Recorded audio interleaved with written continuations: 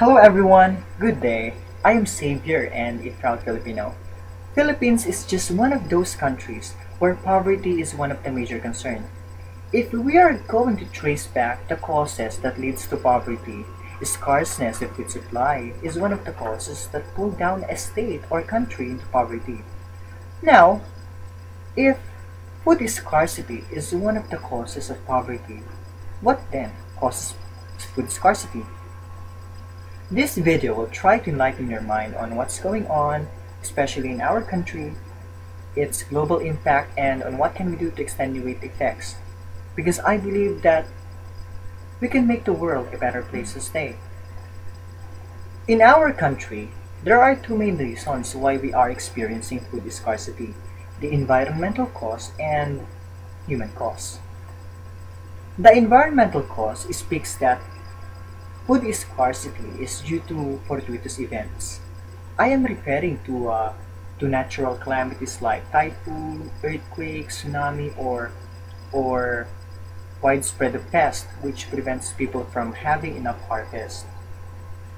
For example, the latest typhoon that hit some of the areas here in the Philippines resulted to destruction of crops and decline in the production of agricultural supply. In the consumer side, people are hesitating to buy because of sudden increase in price. The second cause that is through human actions speaks that scarcity of food supplies or scarceness of food supplies is due to acts of man. People are abusing the use of natural resources. Foods are being exported instead of distributing it or selling it to Filipino people. They prefer to sell it abroad for profit. Corruption may also be a source or a reason or cause of food scarcity. If every political leader would prevent the distribution of foods to people just because of lack of, let's say, bribe or for selfish reasons, people will surely suffer from it.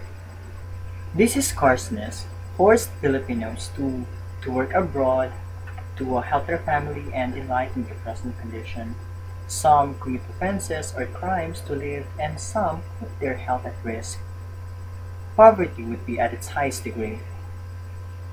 This creates a chain reaction not only between people in one country, but also between one country and the other country. For example, if one country is experiencing scarcity of food supply, then importation of food supply comes in. One country becomes dependent with the other country. We can stop and or reduce the continuous effect of food scarcity by doing the following. As to environmental cause, we can reduce the effects of food scarcity by adaptation. From the word itself, we have to conform our everyday living with the present environmental condition. For example, by planting trees or plants to a place that cannot be easily destroyed by typhoon, or by planting and harvesting before typhoon comes, or by keeping or storing foods before and even after the occurrence of typhoon. As to human cause, we can reduce the effects of food scarcity by proper implementation of the law and proper observance of the law that aims for the protection and preservation of the environment and of its natural resources, and of proper distribution of foods to people.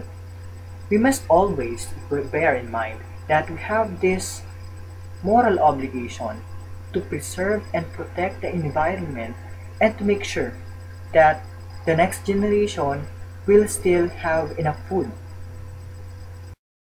By doing this, we are helping for the development of our country. We are contributing for the enlightenment of the present condition that we are experiencing today. This makes us responsible citizen and human being. Youth Ages Summit is a great opportunity for every person having interest in sustainable development to share and to tell what's going on and what can we do to the world.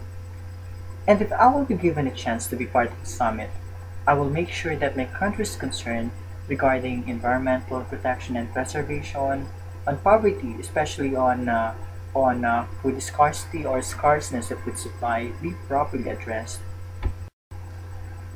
I will raise the current issues that our country is facing today and try to propose some possible solutions.